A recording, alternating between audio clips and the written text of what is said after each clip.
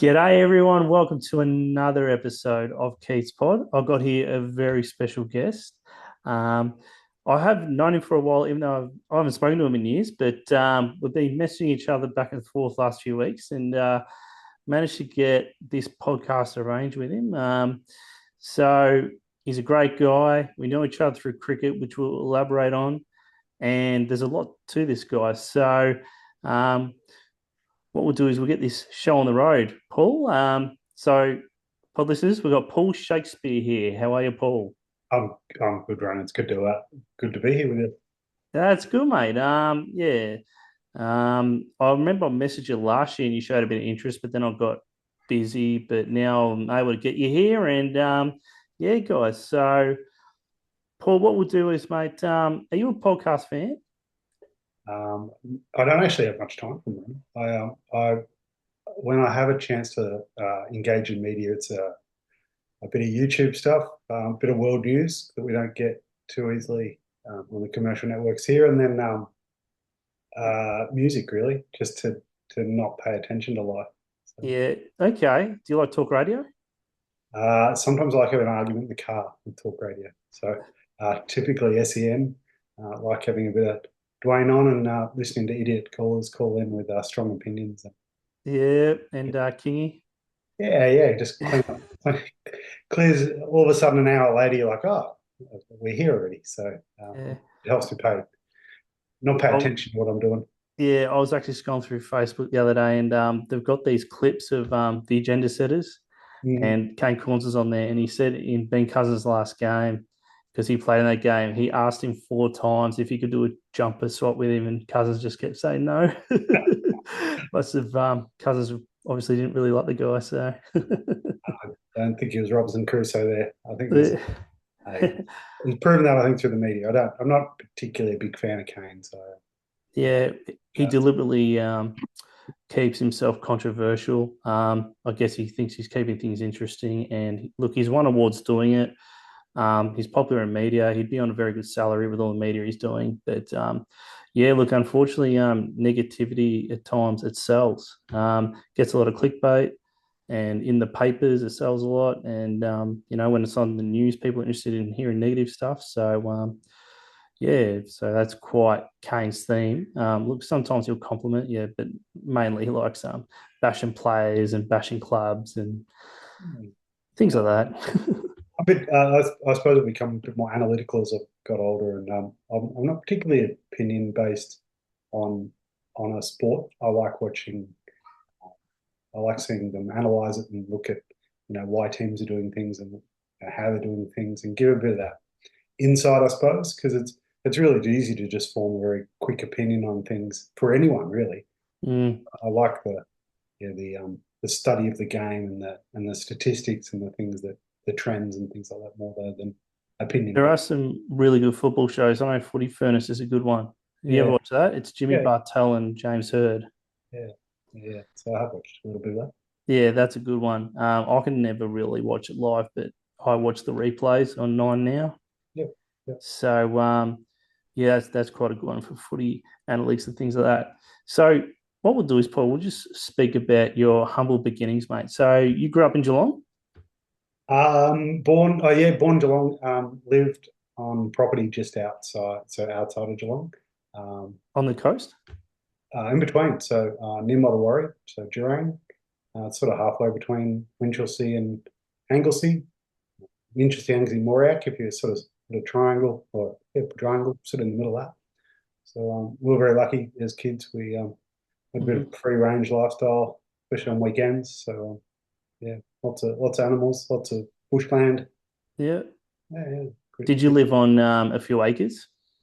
We initially had 25, so we were on 25, and That's then heaps.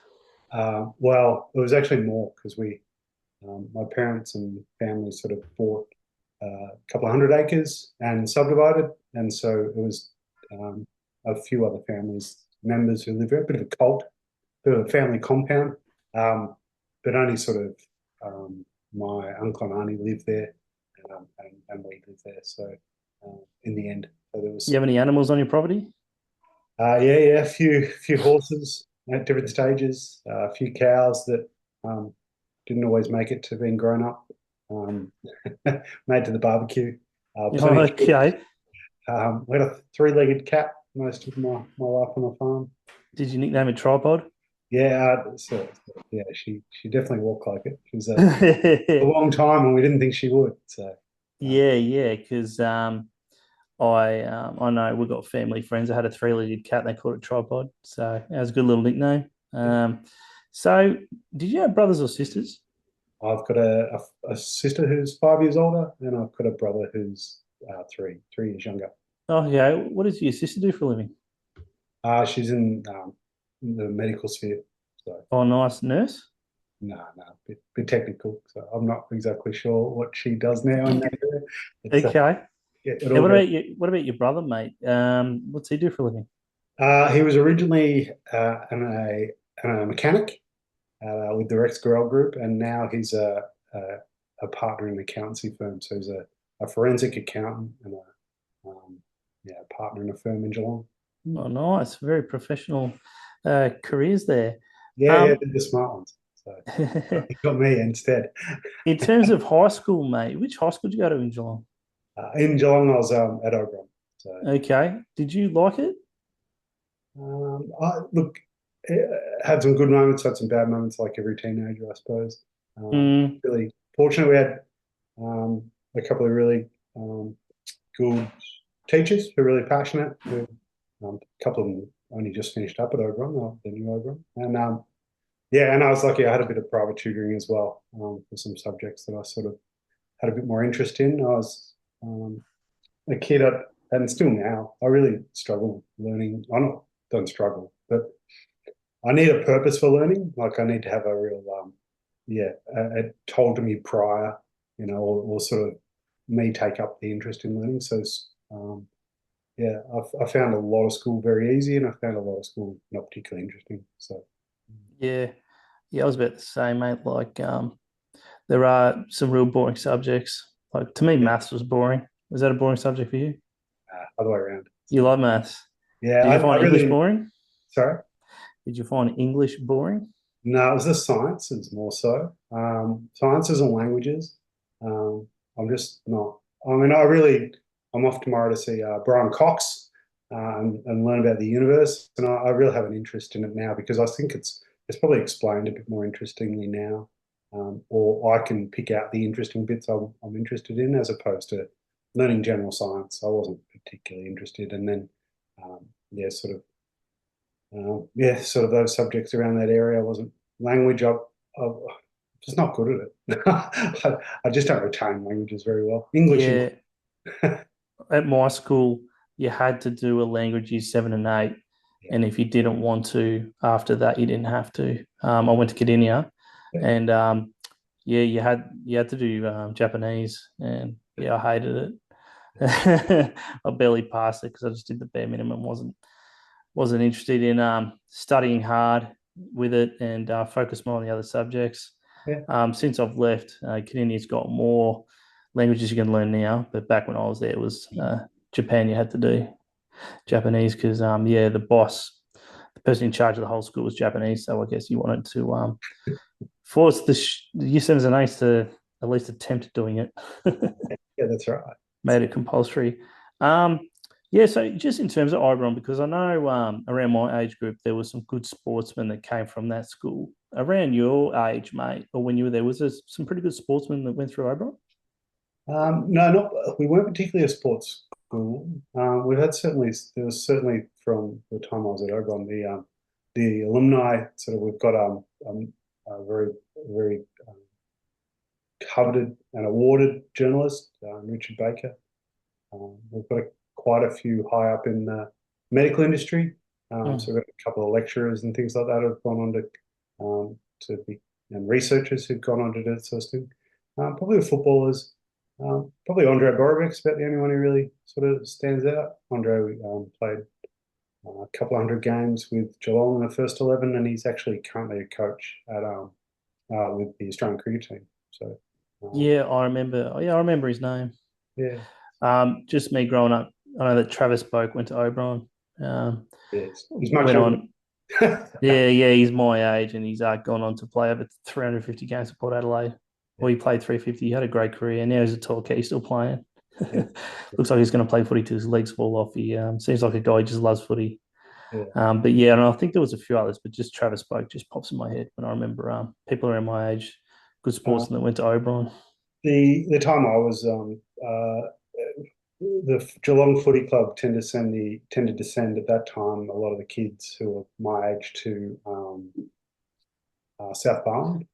So they played at the tech school because a lot of the King and guys like that sort of were at sort of South Barn because they're a bit more technical kids. They're a bit more doing a trade as opposed to probably grade at school. So they had sort of we played inter school footy a couple of times against them, and they had 4 or 5 guys who were AFL, there as part of the AFL program, which was not particularly fun when you're running out against a 6'10" ruckman.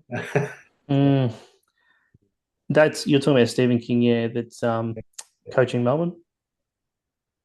Yes, yeah. He was at South Barn High School, which closed up not long after he was there. So, Yeah, he's been a yeah, revelation at Melbourne Demons. He's that done sort the of was the connection. unthinkable.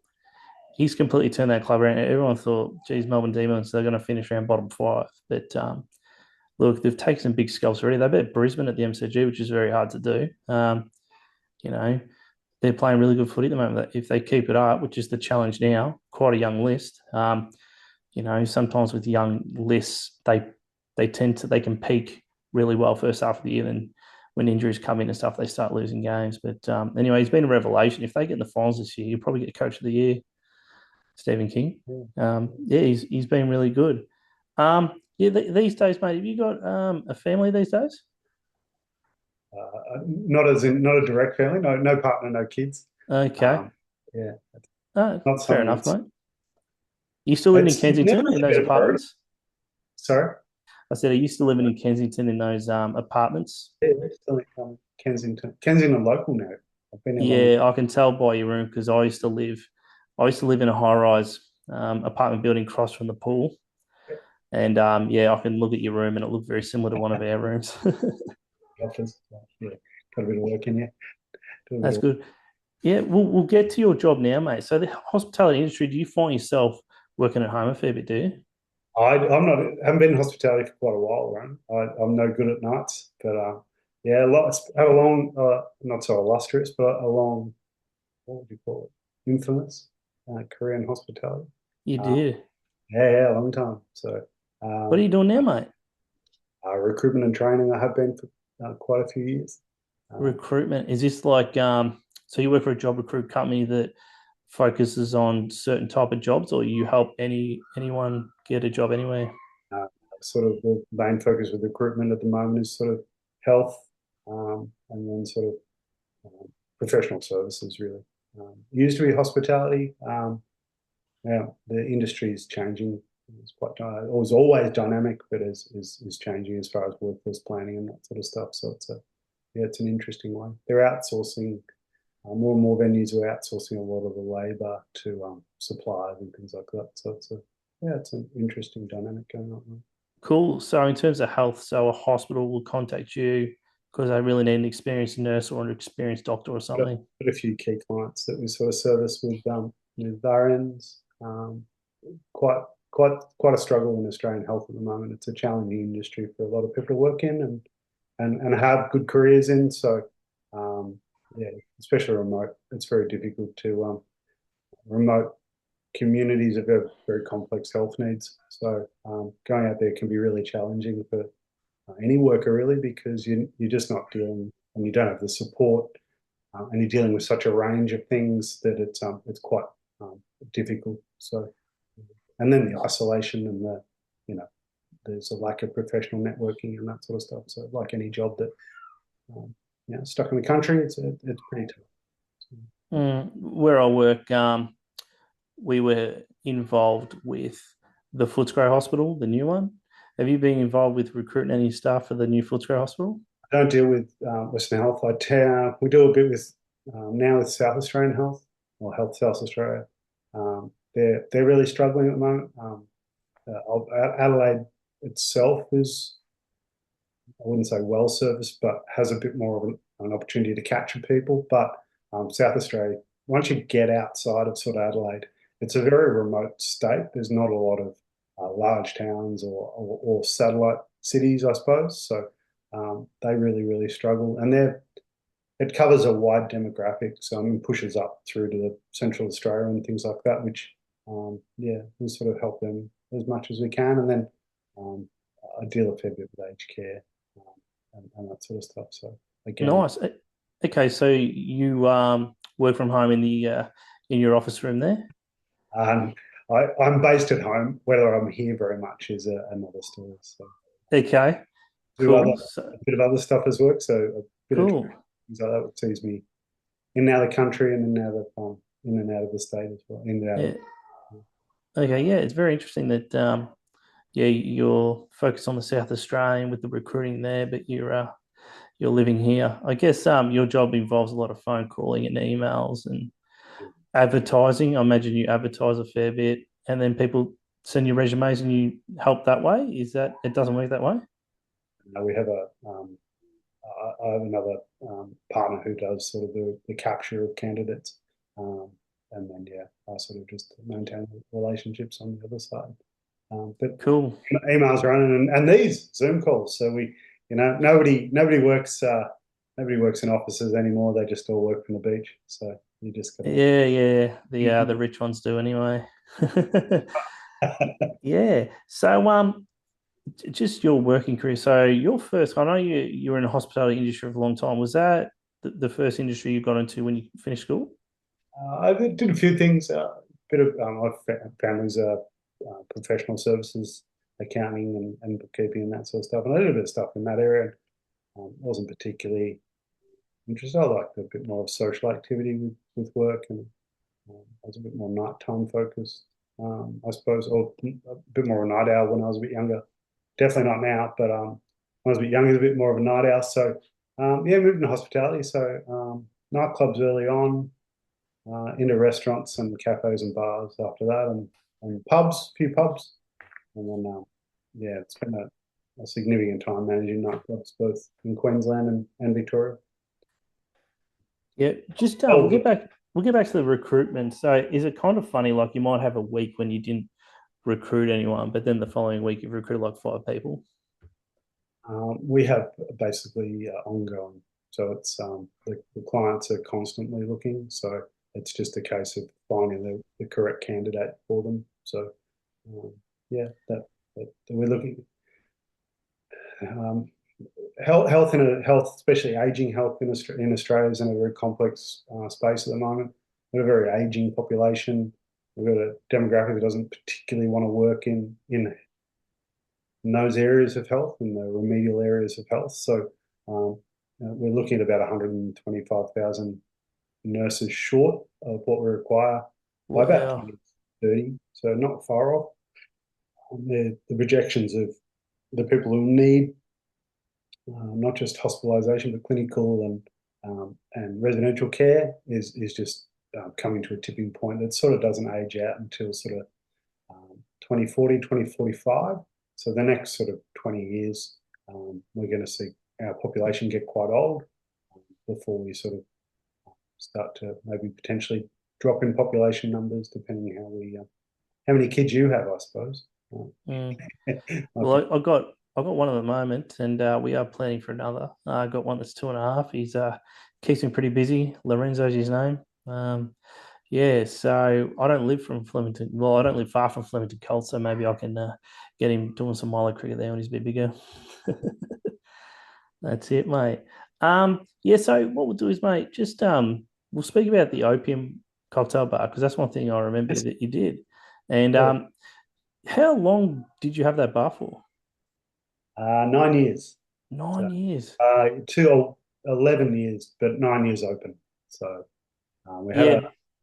had a strong lead-in period. So sort of 2 years before Geelong City Council decided that they should move on a planning application and a rezoning application. They decided not to do that for 2 years. It was an interesting time. Geelong at the time didn't have any. So Opium was a 100-person, 110-person cocktail bar, Hmm. 3 a.m. license, which is considered high risk, um, in central Geelong. And at that time, Geelong didn't have any venues open past 1 a.m. With a capacity less than sort of 400. So we were quite a different kettle of fish, or quite a different product to what else was out there. And we were one of the um, everything else that had been a late night venue had been a night light had been few iterations of late night venues. So one of the there's a couple more now, but we're one of the first, or we were the first sort of new venue with a high risk license, and a small capacity. So yeah, planning, and even though professionals do it, planning and the building permits and things like that took a significant amount of time. So Mm. Yeah, I do remember. Look, I went to your bar probably 3 or 4 times. You had the best cocktails in Geelong. So yeah, the OPM cocktail bar was that.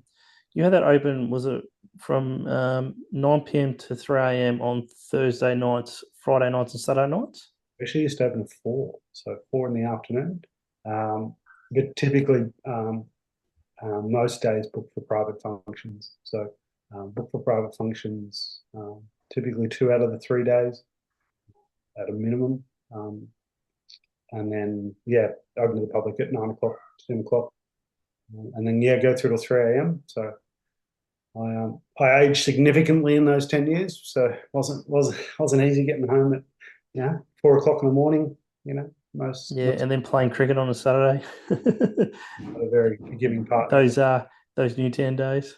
Yeah, I was at a very forgiving partner at the time. We used to, she worked a very uh, improving and or graduating through her corporate life, and she used to, yeah, man, Yeah, with your cocktail bar. So the first stage, like you had this idea in your head, you want to start a cocktail bar in the Geelong CBD. Did you start contacting some commercial real estate agents that were managing properties like the suites around the CBD? Is that the first thing you did to see for any available? I had a, I'd just come off managing a major nightclub in Geelong, Home and house, wasn't it? yeah, I was at Home House for a number of years, and through working, it's a very at that stage it was a very very large business that had a lot of reach within the community, not just because of the size of the business, because of the owners, and that structure, and then also the type of people who were engaging, who come, when you're in a regional town, and you're a nightclub that's open till 7, 8, 9 o'clock in the morning.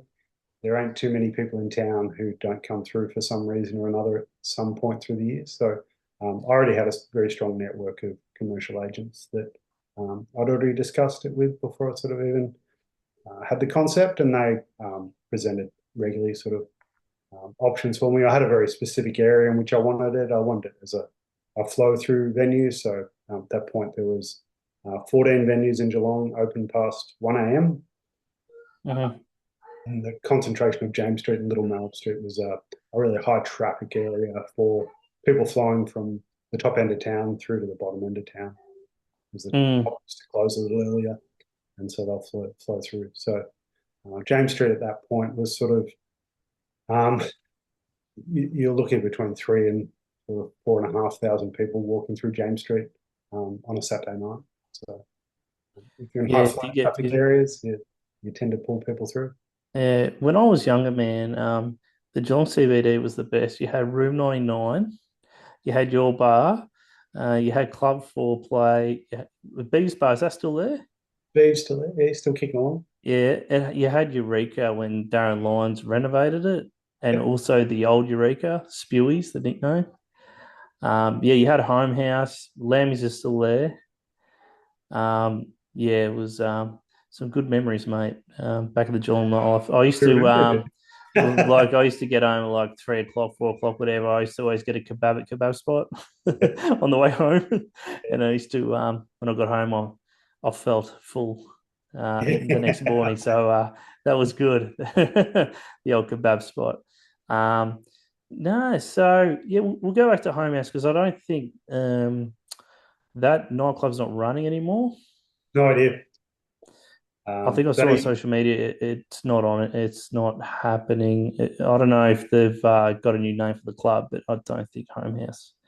I think uh, Darren Lyons sold his well, he walked away from it. yeah, he sold the uh, so he sold the building. There's an ongoing concern. The guys who bought the building Mm, were going to operate it. Last time I heard, I'm still irregularly in contact with one of the managers who sort of continued on after I left. So she'd been there quite some time, and I speak to her, and she was going to continue on at the new venue. But yeah, no, Darren's exiting Australia or trying to exit Australia, and off to building a Bond villain style house in Thailand. So yeah, I've seen some statuses where he's in Thailand and he rips shit on the Australian government and he'd go shopping and he'd have like a shopping trolley and say how cheap all this food was. He'd have all this food. Yeah, it's pretty interesting, mate. entertainment, He's living the dream in Thailand. yeah, Um, yeah, so just in terms of like all the licenses you have to get when you start up a bar, just off the top of your head, what are all the permits or licenses that you need to run like a bar or a nightclub in Geelong? So because we're a first time venue, it hadn't been a licensed venue before. Our first step was to get um, rezoning of the premise. So um, licensed venues can only operate under certain um, and the conditions of a certain premise. So you typically have to be zone business one. We our planning um, our planning officer, I suppose. Mm. She sort of recommended that a better option was to get rezoned as a tavern, as that sort of meant it almost um, that it couldn't be objected to, basically. So if we want to do anything with the license at a later point or things like that, that because it's zoned a tavern, not just business one, and it's in the entertainment precinct, that's a defined entertainment precinct, there couldn't be really any public objection. It's interesting that from January 1, the laws actually in Victoria have changed that actually make what she recommended now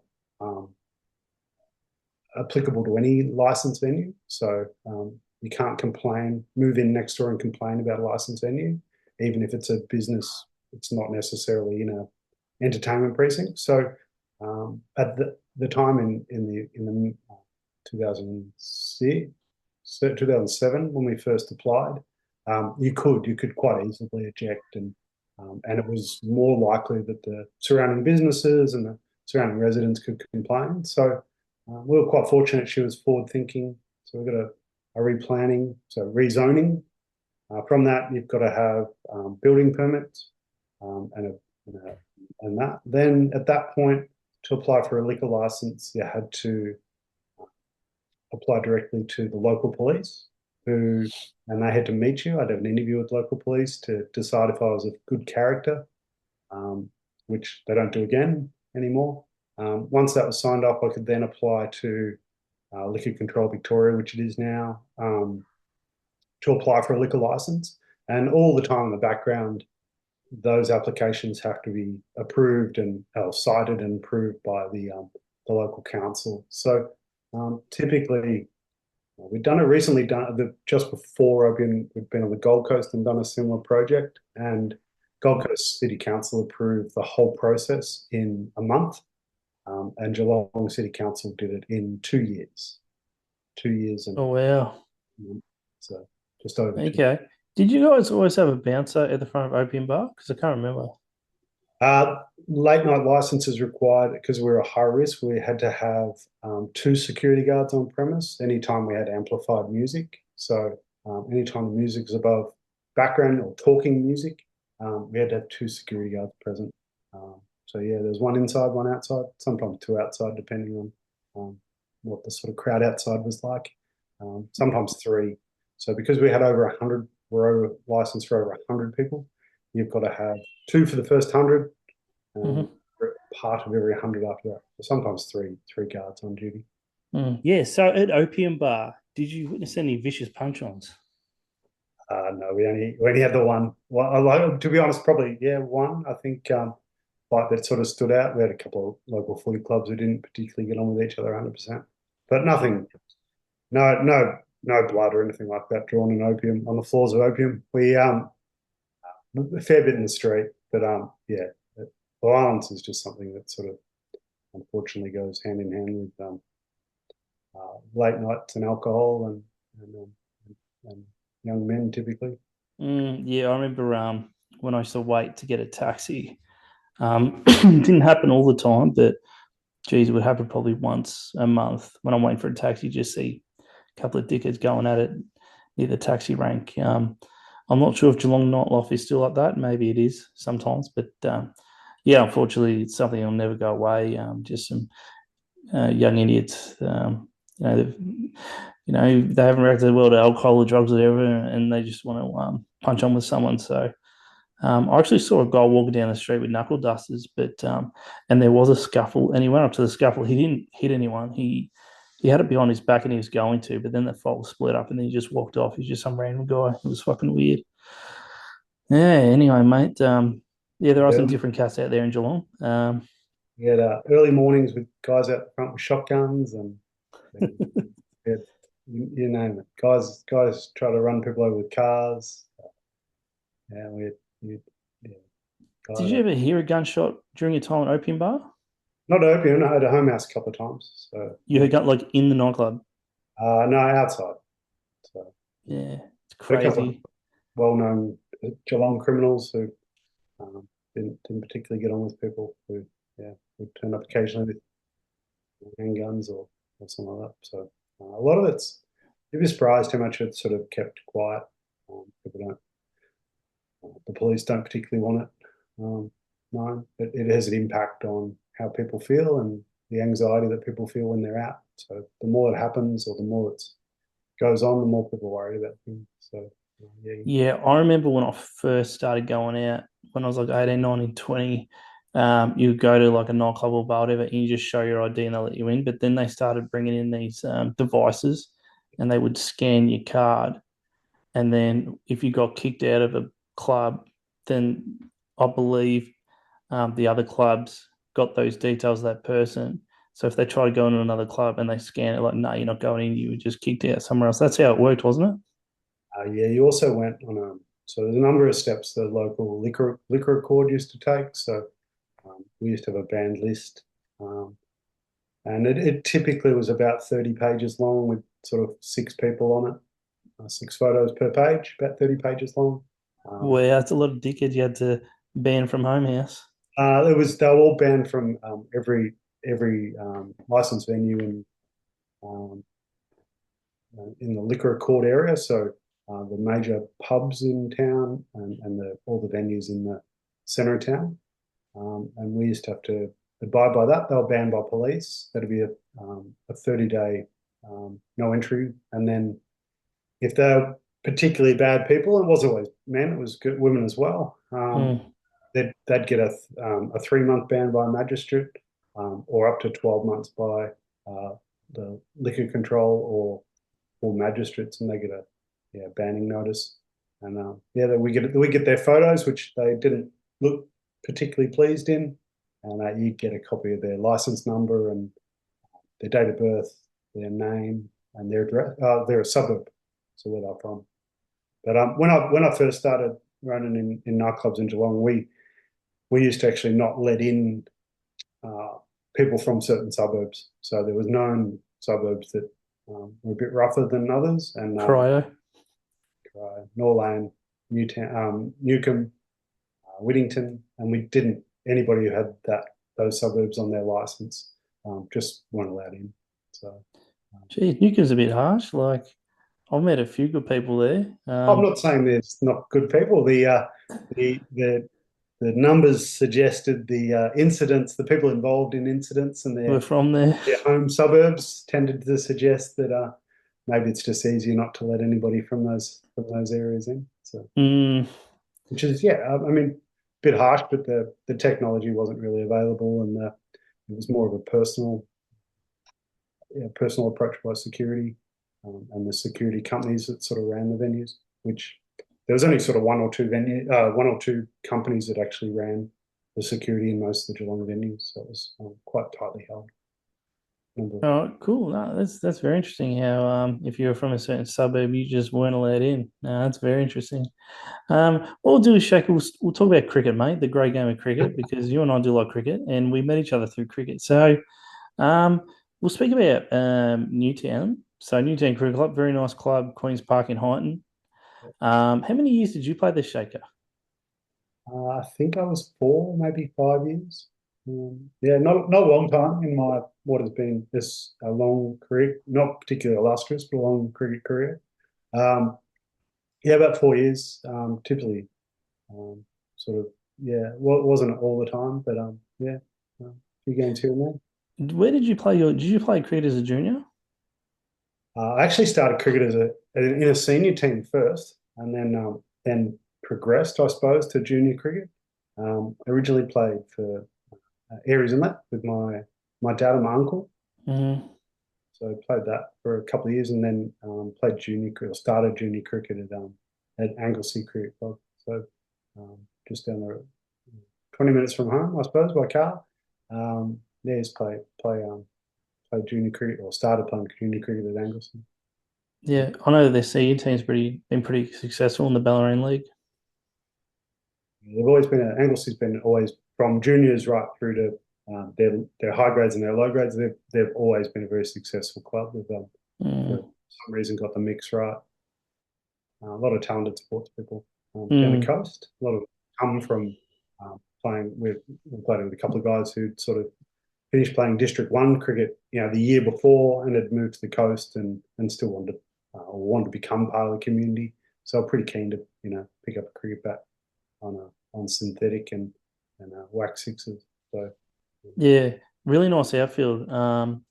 That oval right next to the Anglesey Cricket Club, their function rooms, their club rooms. It's a really nice outfield. Kangaroo shit. I remember I was involved with juniors at some of the clubs I played at, helping out with the umpiring, and you go out there and it's like spot the kangaroo poo because there was a fair bit of it out there sometimes. interesting clubs too, because the fantastic.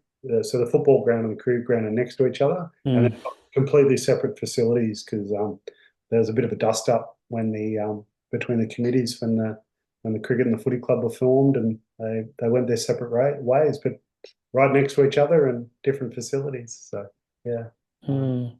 interesting. It is very interesting. Yeah, so we can speak about Newtown. They're a pretty strong club, GCA one. Some of the best Twos, facilities you'll see. twos now. They're being demoted next year. Oh, really? Yeah, That's the so first time in a long time, yeah, maybe ever. it might be ever. So yeah. Wow, it's the first time ever Newtown's going down.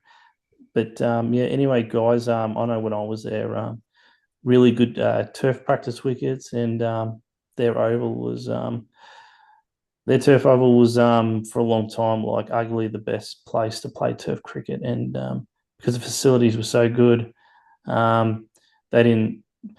They were always a pretty strong club. I think they had a couple of struggle years that I know of, but yeah, usually a pretty strong club. If they did have one real bad year, they definitely bounced back the next year. It wasn't hard for them to recruit good players because of the great facilities they have, and yeah, it had a pretty good culture. A lot of nice people there. Quite poshy. You got a lot of people that went to Geelong College or Geelong Grammar that play there, so quite a bit of a poshy club. But that's all right. It attracted those sort of people. So it's Highton's a very rich area of Geelong. So you're going to get some of those poshy Geelong Grammar and Geelong College people there. Me and Shaker weren't like that, but that's all right. Another club we bumped into each other at was the Flemington Colts. So yeah, we played that one year at Newtown. I think we played a few games together. I played a bit in the fourth. I think you were thirds and fourths, and I was like fourths and fifths. And we played a few games. I remember you were an opening batter that bowled some handy tweakers. Um, But yeah, I remember that year we played together. The club was strong.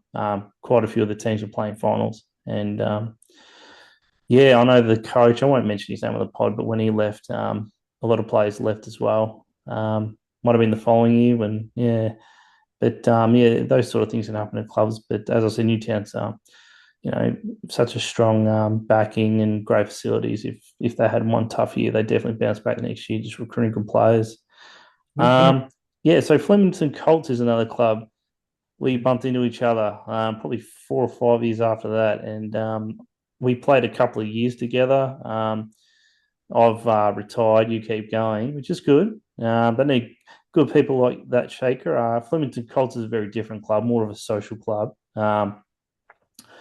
Yeah, what wasn't as serious as Newtown. Their ones and twos were especially were pretty serious. You know, you had to train twice a week, and you were training on turf, and yeah, it had quite a different culture. A lot more depth at Newtown. But yeah, Shaker. So Flemington Colts, when I was first there, it was a club, a three-team club, and then the following year you came, and I think we were a four-team club maybe.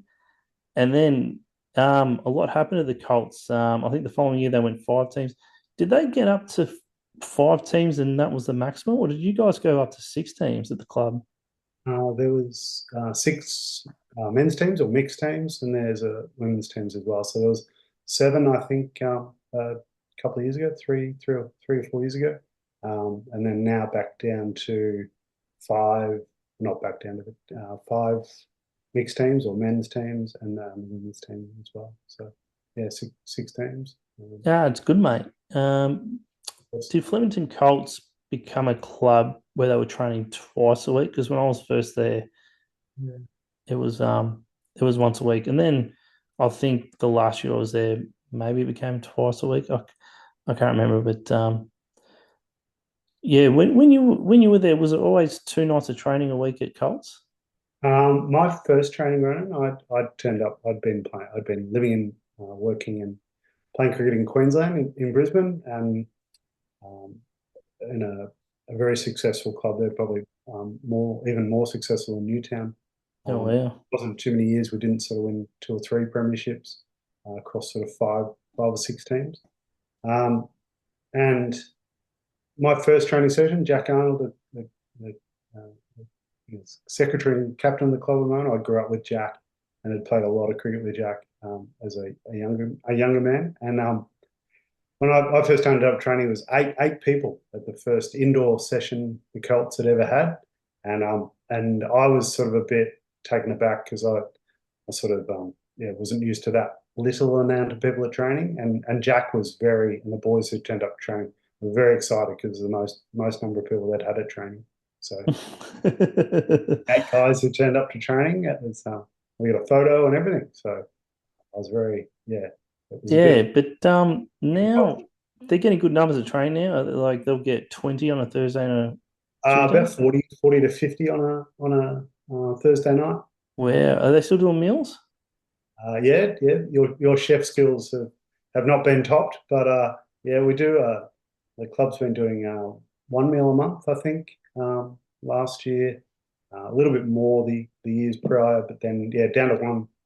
One team has to cook a meal 1 month of the year, the season, and then yeah, we have a couple other functions, but yeah, it's an interesting experience. Is Yeah. Aaron Bailey president?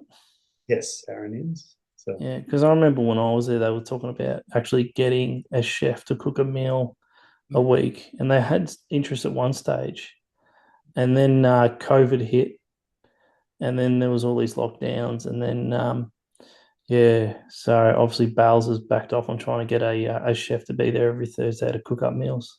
we're doing it as a bit of the club's doing it, I suppose, as a bit of a team building thing as well. So yeah, a couple of people in each team sort of get together and organise a menu and do a bit of do the cooking and spread it out. So I think we're getting about sort of 40 or 50 people for meals, which is yeah, pretty good now, good social atmosphere. Yeah, that is really good, man. Still got a bit of a drinking culture there. So, like after training on a Thursday, you'd get probably 30 in there, have one beer before they go home. Yeah, yeah, absolutely. So, Yeah. it's a mixed club. I mean, we got a lot of what's happened is in the area. There's a when I first got to the club, there was a high level of the junior club was very strong through the later years of their teams, the Mm. 17s, 15s.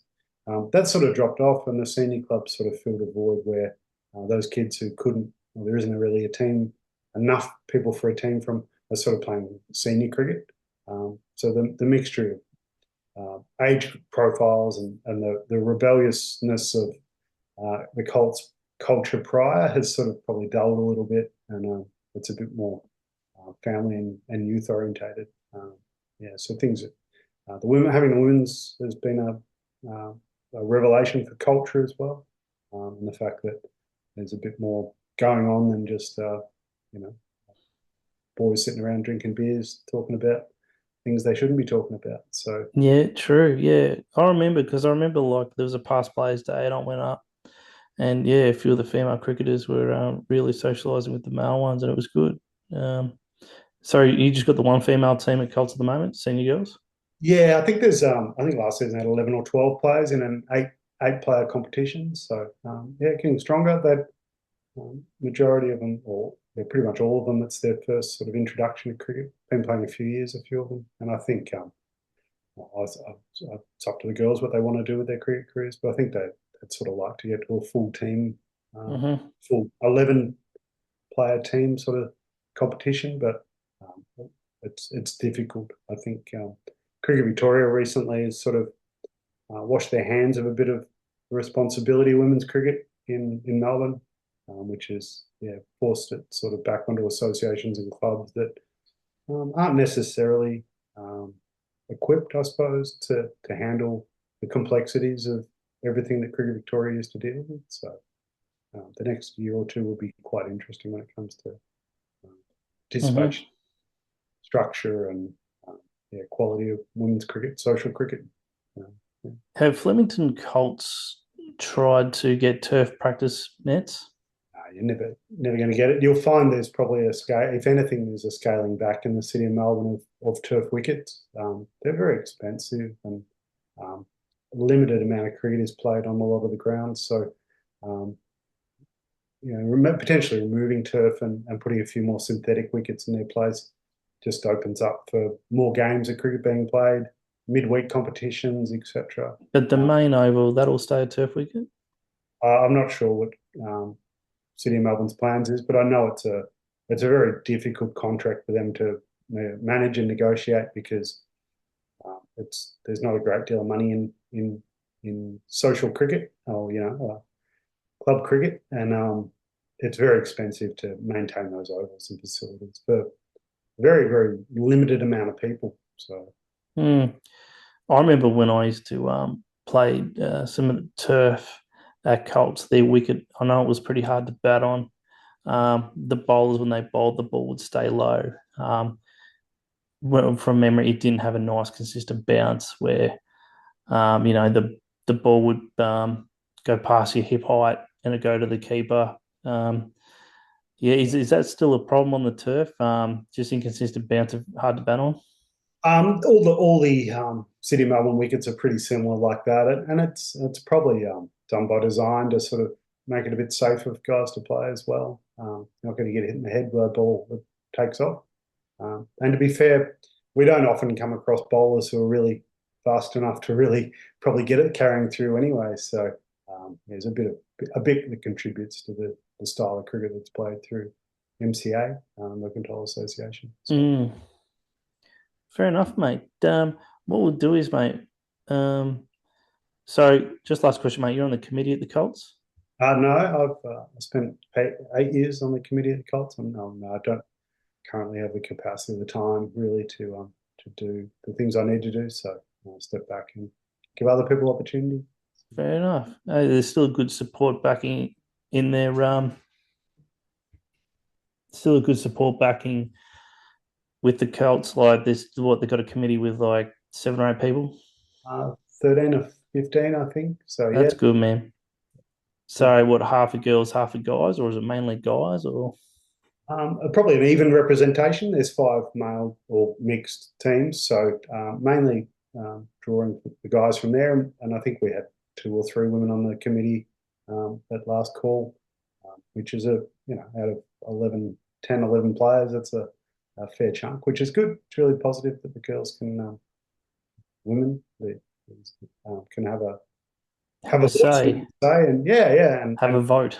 yeah, there's if you look at them just on education and standing, they're better educated and more intelligent than the guys on the list. So yeah, they should have probably a better say. There's more PhDs kicking around the women's team than the whole of the men's teams. So Oh, yeah, that is very interesting, mate.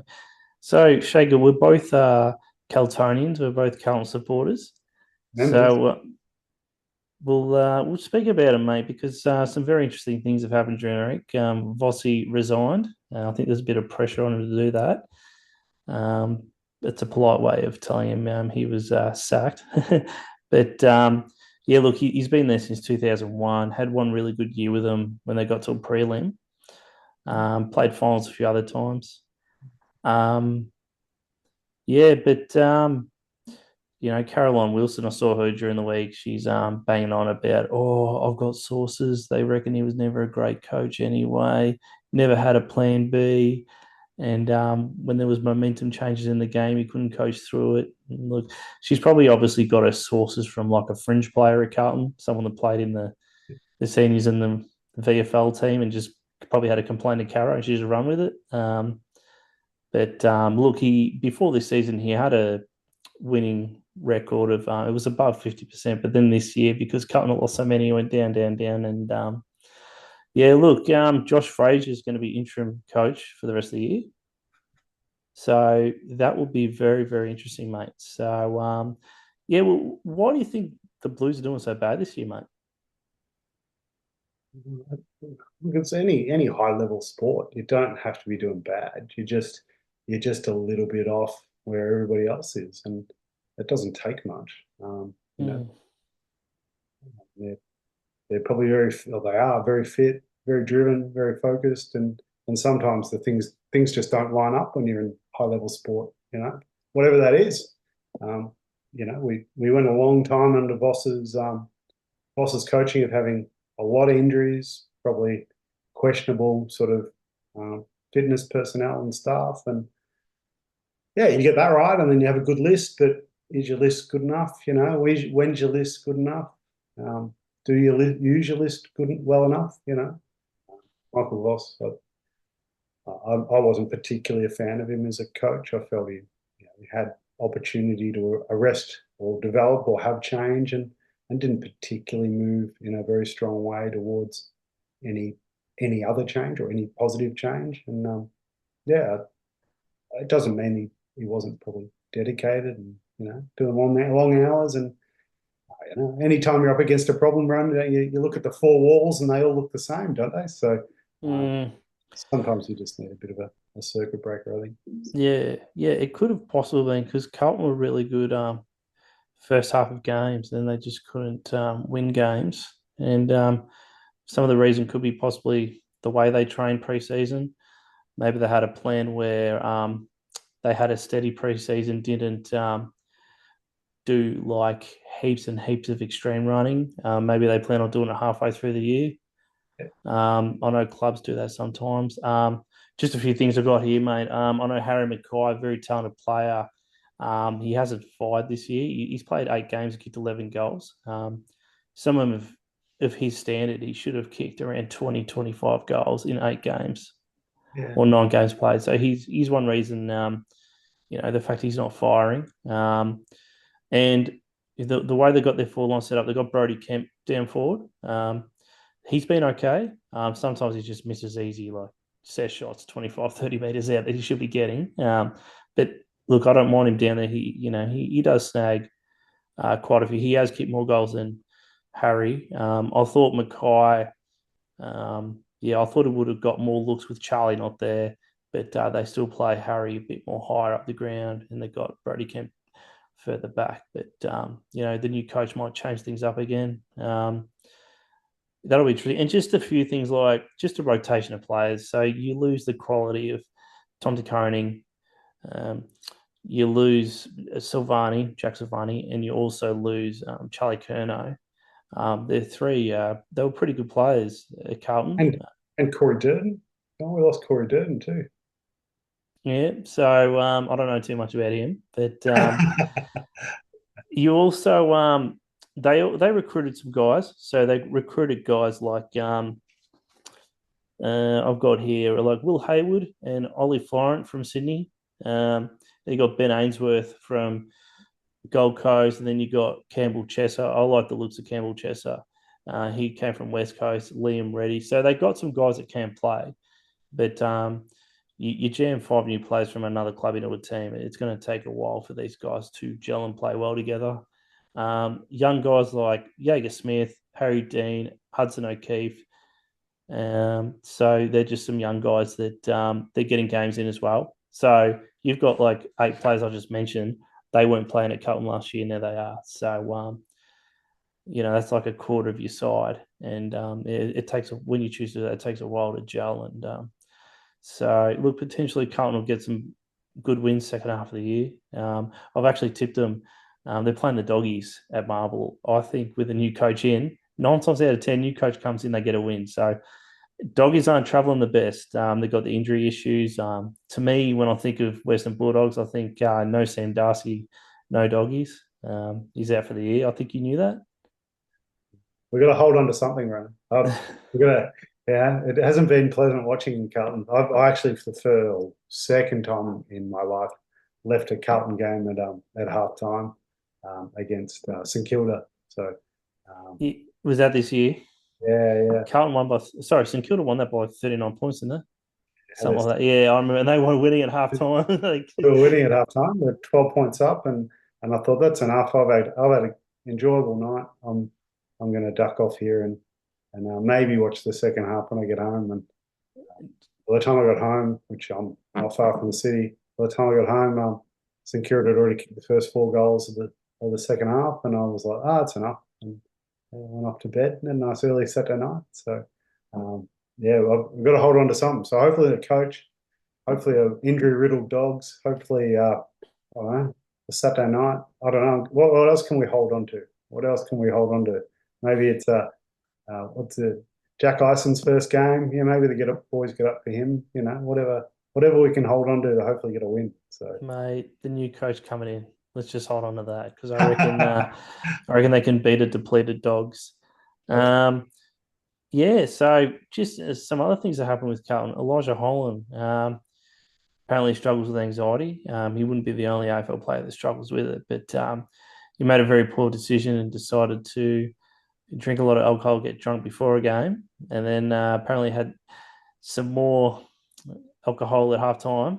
And I don't know what he was thinking. I didn't know, like, I don't know how he would think he wouldn't get caught out, and I don't know how he thought he was going to play well. But yeah, look, Carlton already knew he struggled with anxiety, so they've obviously gone to get him help, and I'm sure if he could take back time, he wouldn't have done what he did. He would have been more professional. Said, "Vossi, I'm having a serious anxiety attack. I can't play." But look, unfortunately, these players are on big money contracts, and they need to play. So if they're available and they're fit enough, they need to play. But yeah, I imagine if he takes back time, Elijah Holland, he wouldn't have done what he did. 75K fine to Carlton. I thought it was pretty harsh. I know it's a donation to Headspace or one of those mental health places, but just in my opinion, I think Elijah should have paid the whole thing. He was the one, you can't expect, like, we're in the year 2026. We're not expecting guys to turn up drunk in the AFL to games. Do you expect the coaches to sniff the breath of every player going in the change room? It's getting ridiculous. But yeah, you're in a anyway, workplace one. So you're in a workplace. You're in a regulated industry. You've got to do occasional breath tests, don't you, before you go on site? So whose responsibility is that? If you're not breath tested and you have a incident, it's your employer's. Your employer's as culpable as you are, putting you in a circumstance that's not the best for anyone. I've been out on the MCG a couple of times, and there certainly wasn't 80,000 people there. And I don't generally suffer anxiety or nervousness. And yeah, I think if you're working out in front of 75,000, 80,000 people, I think I'd have a bit of anxiety. So Yeah, especially if you're young, you're like an 18-year-old playing in front of a big crowd. You don't want to fumble, you don't want to drop a mark, you don't want to miss a goal, or the crowd is just hounding you. yeah, I struggle with three people watching me at work. I don't know how I'd go with 80,000 people watching me at work. So plus TV. Yeah, yeah, geez, yeah, it's a different world being an AFL player and the amount of pressures on you. Probably the main thing why these AFL guys they try and stay in it as long as they can is the money. A lot of pressure, especially when the club's not doing well. Yeah, and your coach wants more out of you, he's demanding more out of you, and it can get tough on some of these guys. But yeah, we wouldn't know unless we experienced Shaker. We were players ourselves, and but yeah, it's not an easy thing being an AFL player, especially when things aren't going well. No. Yeah, so if you're a player for the Carlton Footy Club most of the time, or Yeah, most yeah, last 30 years. yeah. There'll be some interesting things happen at the end of the year, mate. There's rumours going around. They reckon Paddy Cripps will go speak to some of those Western Australian clubs. There's rumours about Jacob Wittering, but he's got 4 more years on his contract. Carlton won't get rid of him. But thing is, though, with Paddy Cripps, if he does go to Western Australian club, he wouldn't go to West Coast because they're no good. He'd want to go to Fremantle, but the thing is, though, Fremantle would not want to offer up any of their good players to get him, and they wouldn't get good draft picks either because you've got Tasmania coming in, so they're going to get all the good draft picks for the next few years anyway. And yeah, a good deal wouldn't be able to get done for Cripper. So yeah, Contracts in place. You can't always walk out in a contract. So yeah. Look, I hope Cripper's captain. I hope he chooses to stay. He's not necessarily the problem. He's been such a great player for a long time.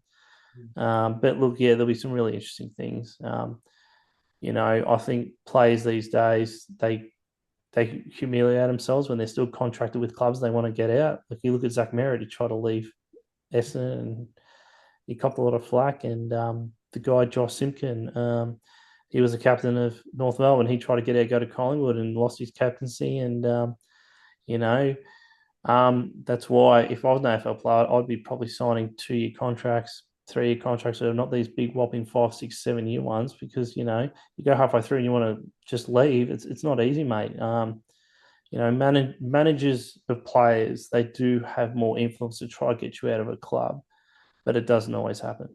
And yeah, you're at an AFL club, you try to leave, and you really wanted to leave, and it just didn't work out. Then you got to go back. It's just fucking awkward. It's like you're around your teammates, and they know you don't want to be there, and it's like the club shouldn't even be playing. Yeah, even though you're probably the best player or in their best all, players, all that like Zach days Merritt, for example. Like, all other days we don't want to go to work. Sometimes you just got to go to work. yeah, yeah, yeah. So, Paul, you were just saying before, mate, you're a music lover. So, which genres are you really into with the music? I have a very, very wide selection of music. So yeah, there's the yeah the it's all music. They are musicians are the most wondrous people to me. People who are creative, honestly, are the most wondrous people to me because I'm just not. I'm not great with music. I'm definitely not a painter or a drawer. And for people just to have a concept, to hear of something, or to imagine something like that, it's wonderful to me. So I don't understand how they do it. And to yeah, there's not too much music I don't appreciate. And to be honest, I pretty happily listen to most things. Not particularly a fan of the Collingwood theme song or the Essendon, Okay. the Richmond theme song, but Yeah. yeah, and anything sort of around that. It's unusual.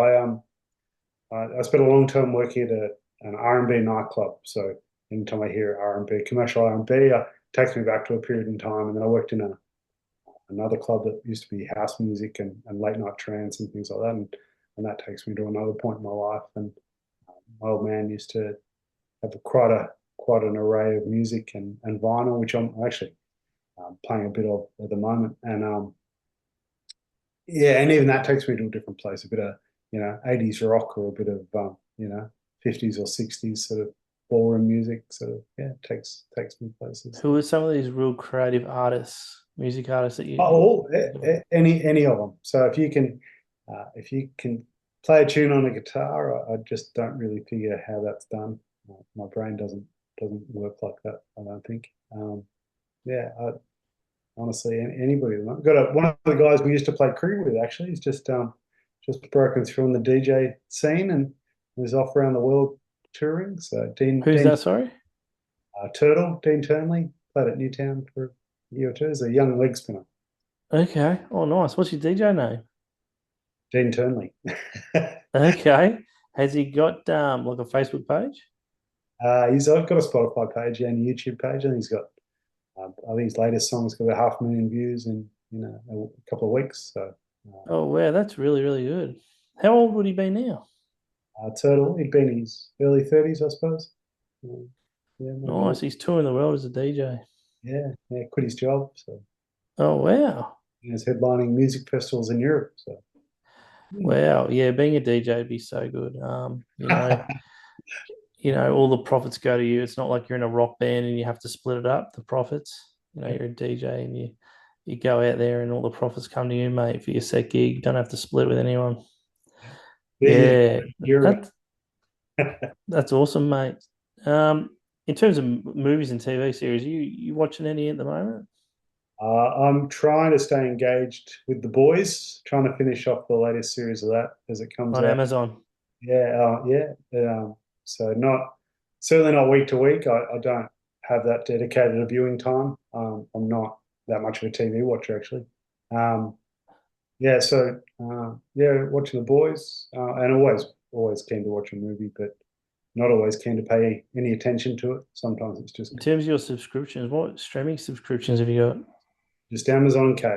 So Oh, nice. So yeah, just with the Amazon. So Homelander, is he the name of the main character in The Boys? the main villain, I suppose. Yeah, He's the main villain, Homelander. Oh, okay. Yeah, I've heard of The Boys. A lot of people say good things about it. yeah. It's something on Fallout that I watched. Oh, sorry, on Amazon that I watched was Fallout. Have you seen that? I won't have a look. I'll write it down there. Yeah, have a look at Fallout. It's post-apocalyptic. It's Okay. Macaulay Culkin's actually in it, Yeah, and the Home Alone guy. He's yeah. actually in it in you've seen for a few episodes in the season two. But yeah, I liked it because when I was younger, I played the video games, so I sort of Yep. understand the characters and things like that. And yeah, it's quite interesting. So just with Fallout, long story short, you got these rich guys got organized. They had these in-ground bunkers, and what they did was you had some real evil people that made these nuclear weapons, and they wanted to restart human civilization. So what they did was they ripped off all the nuclear bombs. I think it was only America. I'm not sure if it was the world, but yeah. So now America's post-apocalyptic, radiation everywhere.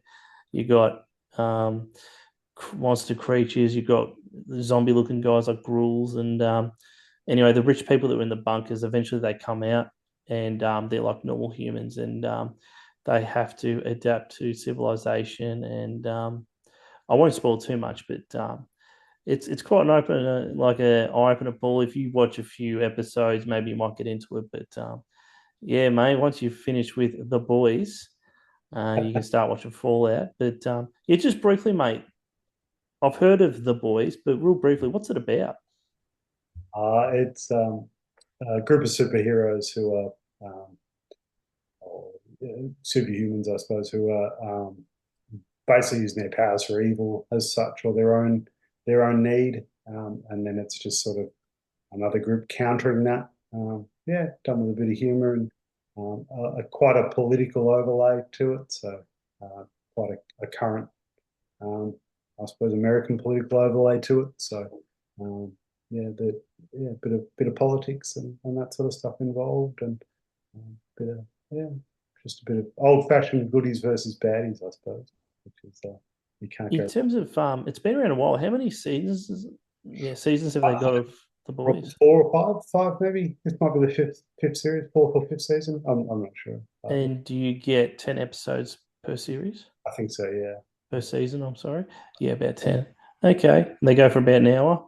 Yeah, and I'm not a I'm definitely not a person who watches week. I'm sort of a won't watch it for 5 6 weeks. I'll forget about it, and then I'll be like, oh, and then yeah, in a couple of nights or a couple of days, I'll watch it to catch up on the series, and then I won't watch it again for a bit, and then I'll be like, oh, that series is finished. I better watch all the episodes I haven't watched. So Nice, mate. That's nice. So lastly, mate, Vietnam. Now you told me you have ambitions of retiring there. yeah. Is that still On a the goal beach, of yours? absolutely. 80-cent beers on the beach. Why wouldn't you want to? I'm actually there in a couple of weeks, actually, running. So Nice. How often do you go to Vietnam? it's been a couple of times a year for a little bit, but yeah, mainly it won't be that much in the future for a little bit. I've got a few other trips planned, so got a major Nice, holiday mate. coming up in a couple of weeks off to the Northern Territory for the first time in a long time since I've been to Darwin. So doing a couple of weeks driving around the Northern Territory, and then at the moment trying to book into a few weeks over in the UK next year for the Ashes. So watch a bit of cricket and Mm. base myself in London for a little before I've got a friend who's living in New York. She'll be coming up on 2 years in New York. So I promised her on the way home I'll pop in and visit. So Oh, nice, mate. Just going back to Vietnam, have you been to Nha Trang? my train, yeah. Uh, Do you like Nha Trang? it's not my favorite part of Vietnam. I find the train a little bit wedding destination-ish. Um, a little bit Russian, too much Russian influence for me. It's a bit of a Russian beach resort, um, and and find it probably a little bit the beach not as nice. The beach town I prefer, so beach city, is probably Da Nang, where I'm off to again this year. Is that where you want to live in Vietnam? Yeah, well, who knows? Life's a journey, but yeah, I do like Da Nang. It's uh, quite a warm area. The city's starting to grow up a little bit, starting to get a bit more developed every year.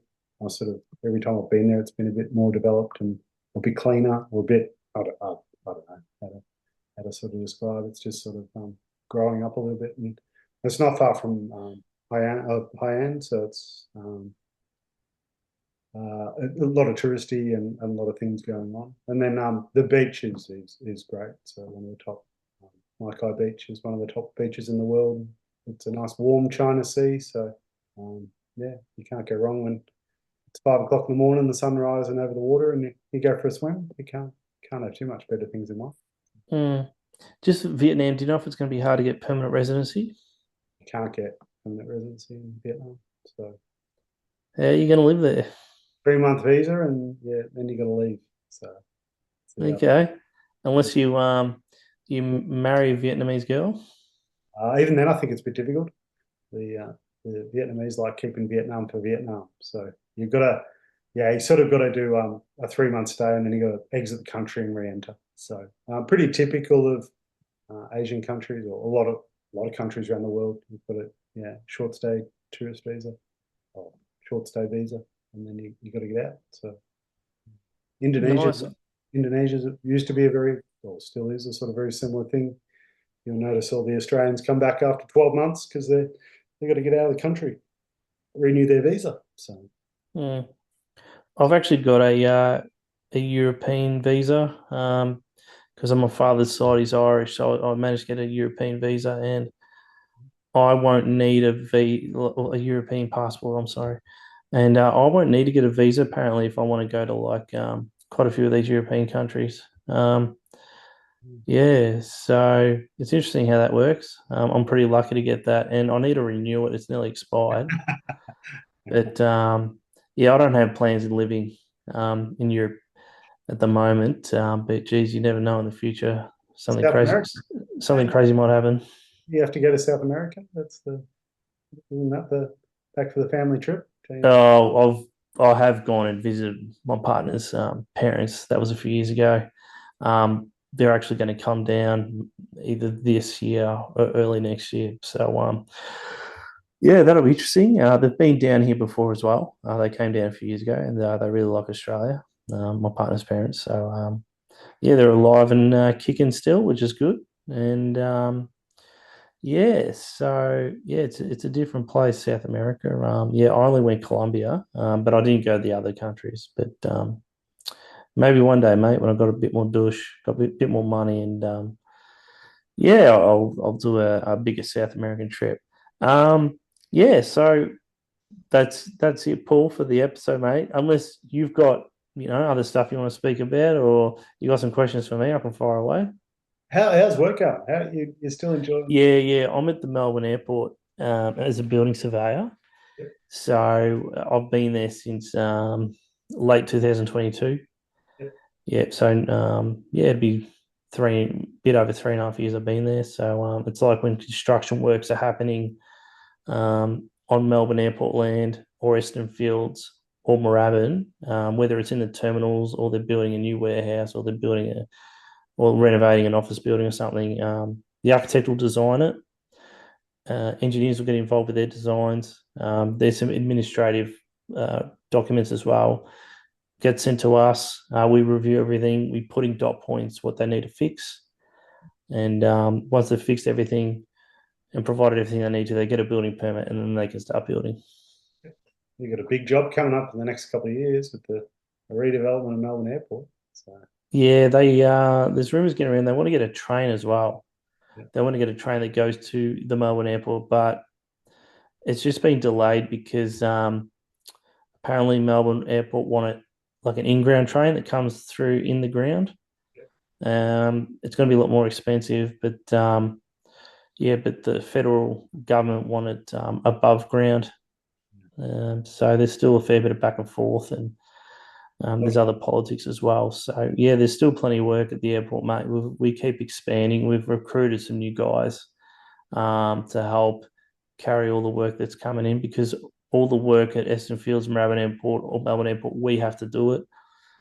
It's not like state land where you've got all these other building surveying companies and they might be busy and they said to the client, sorry, we can't take any new work for like a month or so.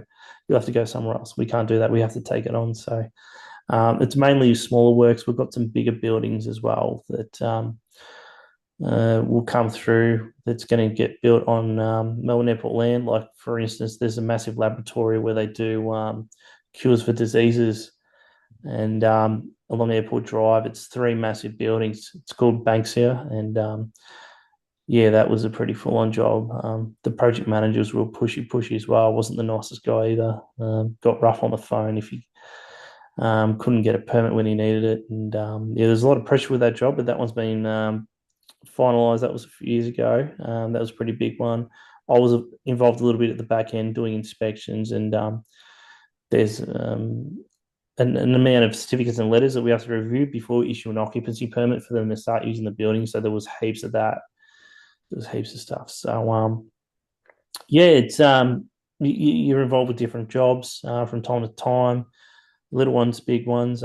Still a lot of work out there. So I've got pretty good job security, which is good. And I'm living in Altona Meadows now. yeah, nice. Yeah, so I got myself it's a 2 bedroom unit, but with a renovation, it can be 3 bedroom. So that's my future plan. Renovate this house when I've got a bit more money. And yeah, so this I've got this house actually around March last year. So yeah, so I've been in here more than 12 months now. So before that, when I left Kensington, me and the missus, we lived in a sea home for like 3 years, paying rent.